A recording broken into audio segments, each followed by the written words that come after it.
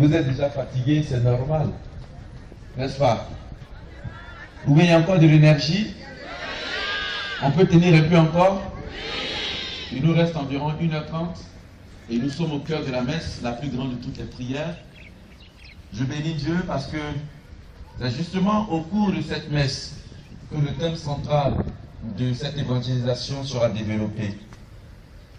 Je voudrais encore vous demander, est-ce qu'il y a dans cet espace des enfants de la Vierge Marie?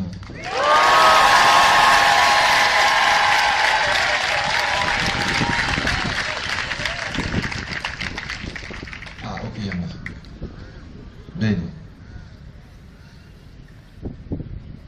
Je voudrais, pendant que tu vas m'entendre, que ma prédication commence quelque chose qui se produira pendant que tu m'écoutes. Non, je n'ai pas entendu. Je ne sais pas, certainement que les gens vont enregistrer peut-être ici.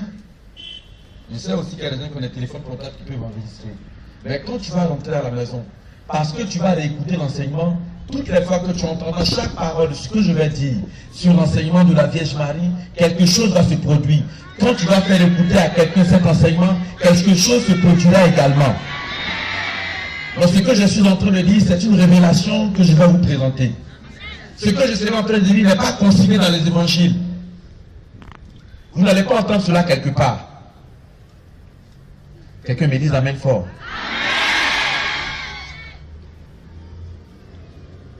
Marie au cœur de la passion et de la compassion de Jésus-Christ. Je dis bien, pendant que tu vas écouter chaque événement de ce que je vais dire, quand ça va concerner ta vie, Marie va te rejoindre. Nous sommes en train de finir le temps de carême.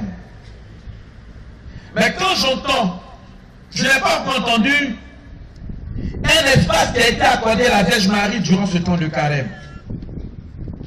Beaucoup de choses se sont faites entendre. Beaucoup de gens ont prêché. Beaucoup de gens ont parlé. Mais très peu ont parlé de cette femme qui était là au cœur de la passion. Je vous assure, personne ne peut imaginer la douleur que cette femme a vécue. Non, on ne peut pas décrire. Lorsque, par respect pour la tradition, Marie arrive au temple où se trouve le vieillard Siméon, elle va pour le rituel de purification, mais en même temps, elle va offrir son fils premier-né comme l'avait prescrit la loi juive. Tout premier-né devait être présenté au temple. Marie rentre dans cette prescription. Mais ce jour-là, alors qu'elle était remplie de joie, parce qu'elle venait de concevoir, elle allait offrir cet enfant à Dieu le Père. Voici que ce jour commence une nouvelle parole qui va changer sa vision. Lorsque l'ange avait annoncé à Marie, elle était heureuse. Parce que Dieu s'était souvenu d'elle. Mais en même temps, au travers de cette annonce, il y aura une deuxième annonce qui lui sera faite par le vieillard Siméon. Siméon fait l'éloge. Il est heureux de savoir que cet enfant est enfin né.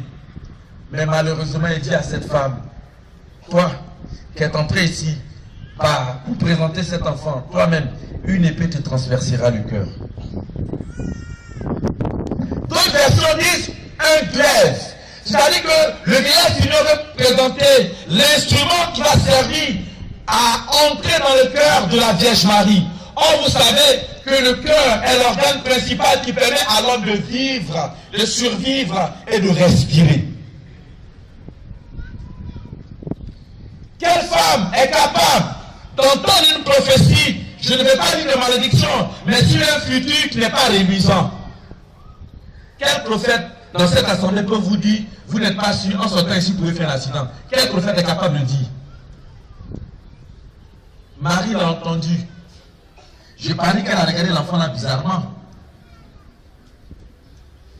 Bien aimé, quand on dit Marie opère des guérisons, Marie dépend des situations, on crie. Mais Marie a payé le prix. Dis à une voisine, Marie a payé le prix. Je voudrais que tu comprennes que ta délivrance, que ta libération n'est pas tellement importante plus que ta vie même. Quand tu es guéri, tu vas à tes occupations. Mais qu'est-ce qui prouve que tu viendras rendre honneur à la guérison que tu as reçue? Beaucoup de gens ont fréquenté des assemblées. Ils ont été guéris, des paralytiques ont marché. Mais combien sont revenus rendre honneur à Dieu qui leur a donné cette santé? Quelqu'un me dise amen fort. Voilà, vous avez les regards comme ça fixés. C'est quel prêtre ça encore? Mais dis un voisin, révélation.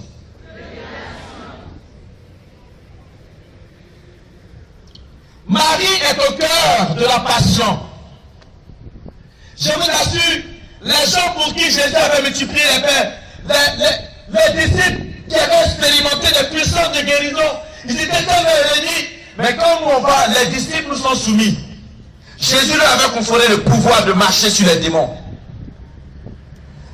Mais quand la première souffrance est arrivée, quand c'est Dieu vraiment, c'est là qu'on voit les vrais amis. J'ai dit, quand Pierre a entendu une paire de chiffres devant une femme, Pierre a dit, je ne le connais pas. J'imagine, parmi vous, combien de femmes disent à Jésus, je ne le connais pas, à cause d'une petite blessure égratignure. Parce que votre mari, il est sorti, il est rentré tard. Vous insultez Dieu, vous insultez la Vierge Marie, vous insultez l'église. Bien aimé, ta guérison n'est pas plus importante que ton salut. Il y a des gens qui ont été guéris, mais qui sont retournés à leur vomissement. Quelqu'un me dit amen fort. Amen 3 fois.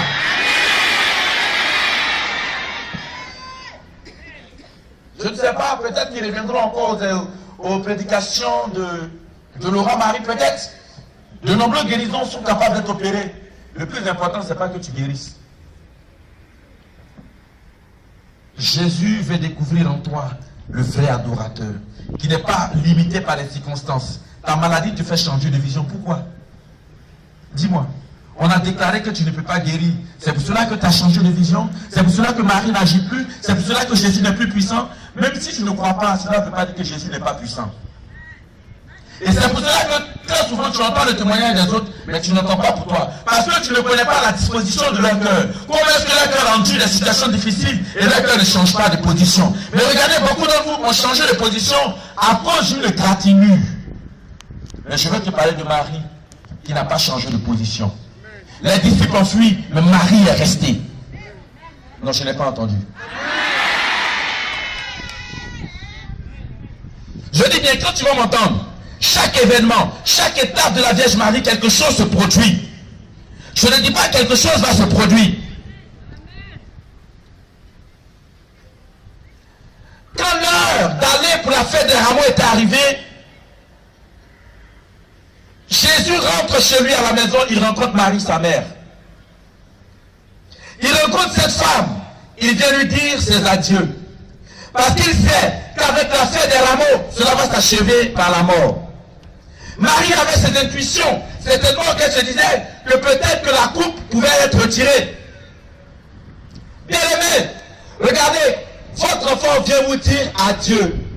On le voit même, tu pleures. Mais l'enfant te dit adieu. Et ce que je vous dis n'est pas consigné dans les évangiles. C'est une révélation que Jésus et la Vierge Marie ont fait à Sainte Catherine et Méric. Et à Marie d'Agreda.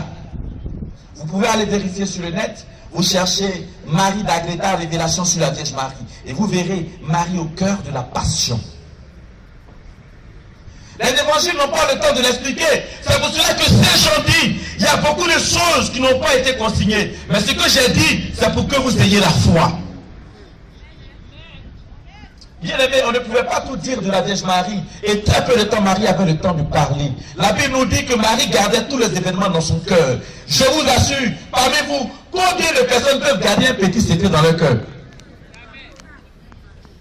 Que ce soit bénédiction, Marie garde. Que ce soit malédiction, elle garde. Bien aimé, Jésus explique à sa mère le temps de la séparation. Il lui dit, je te dis au revoir. Bientôt quand je vais rentrer à Jérusalem, on va me voitionner, on va m'acclamer. Mais toutes ces personnes seront les mêmes à crier à mort. Il explique à sa mère comment il sera flagellé. Il explique à sa mère le poids de la croix. Il explique à sa mère le cheminement vers Golgotha. Marie était là, elle écoutait. C'était l'heure de la séparation.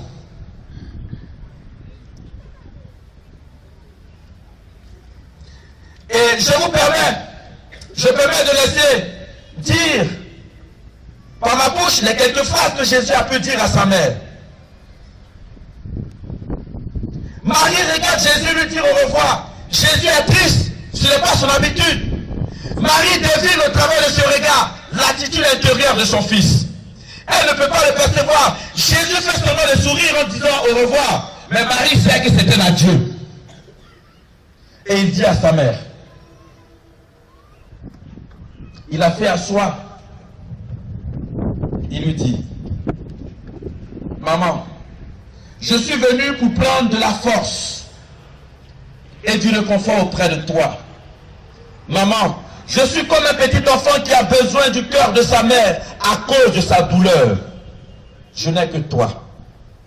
Maman, à cette heure, souviens-toi de moi par ton amour et par ta prière. Il n'y a que toi qui, à cette heure, sache prier parmi ceux qui m'aiment plus ou moins. Maman, c'est pour cette heure que je suis venu. Et surnaturellement, je la vois arriver avec joie. Mais moi, je la crains aussi.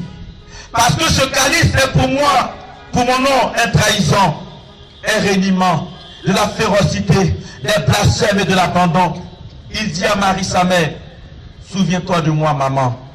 Maman, adieu. Il dit, bénis-moi, maman, même au nom du Père. Et pardonne à tous, pardonnons ensemble.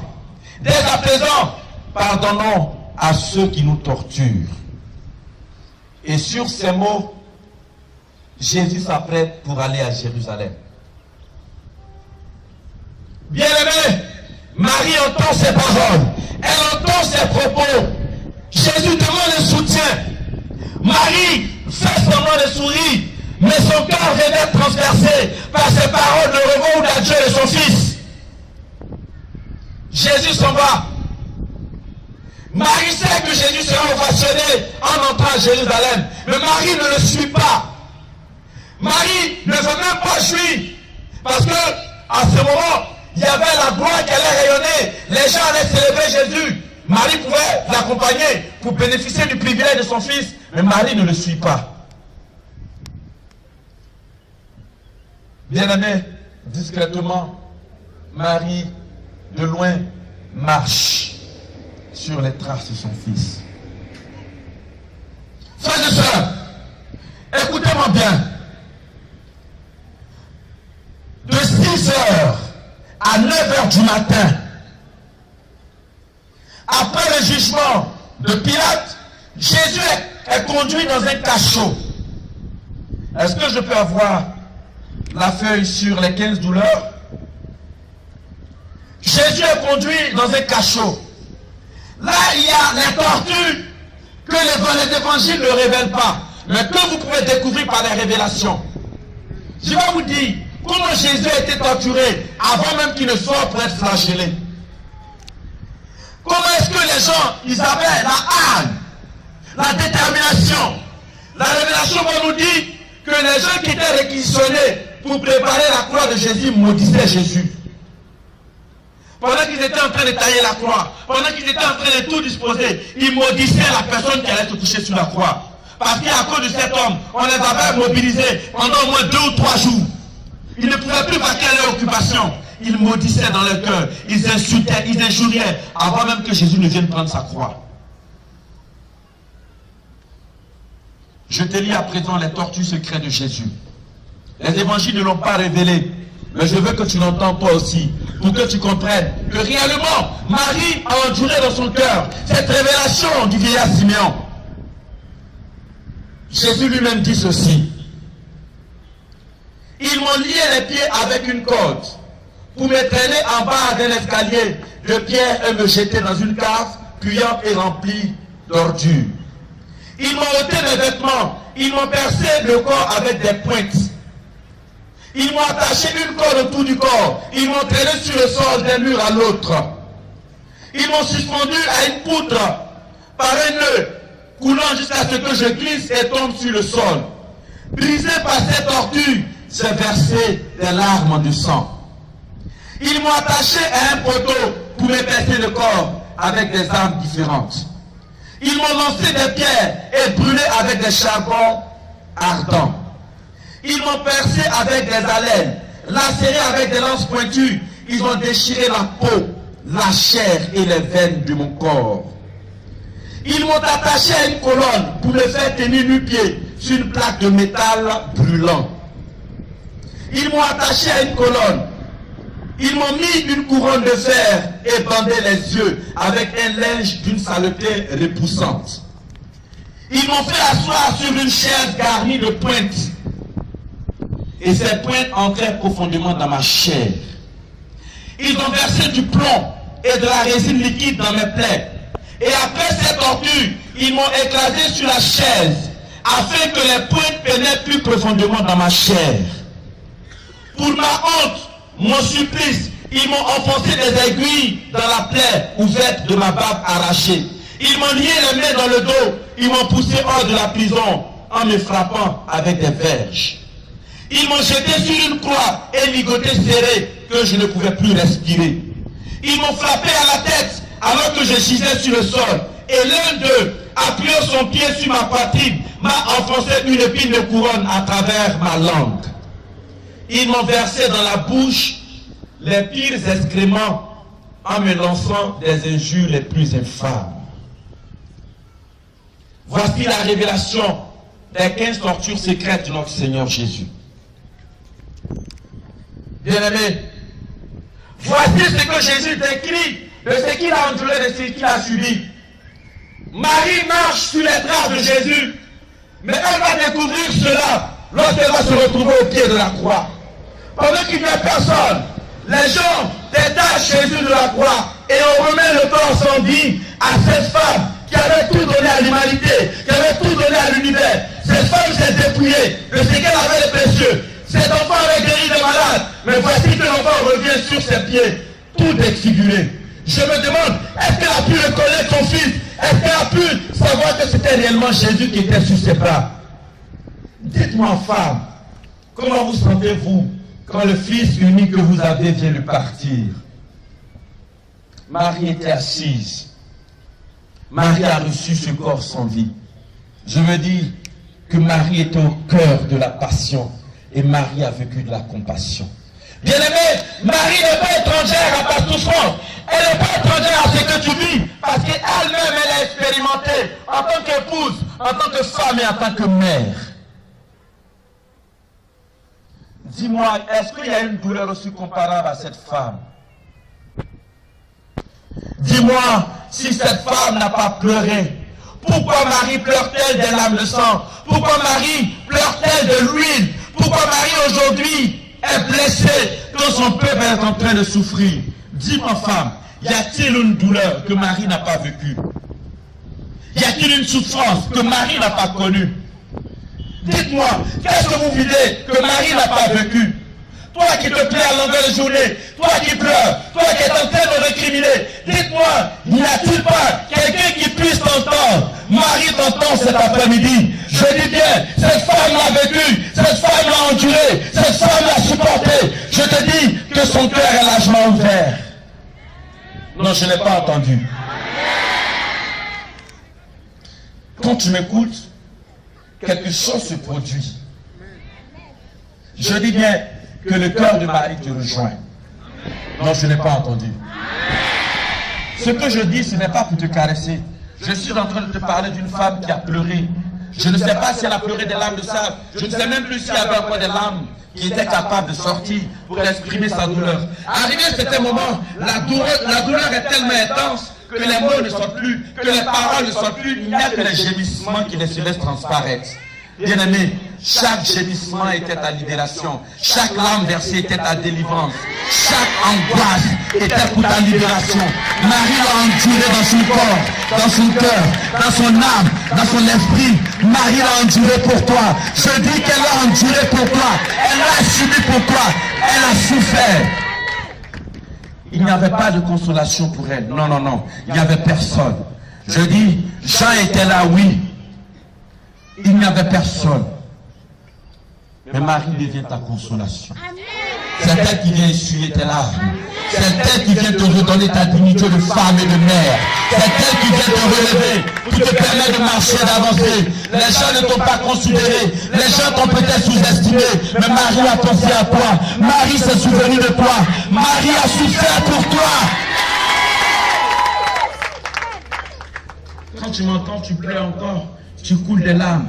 Mais je dis, Marie est compatissante. Marie te rejoint dans tes douleurs. La méchanceté des hommes t'a empêché d'avancer.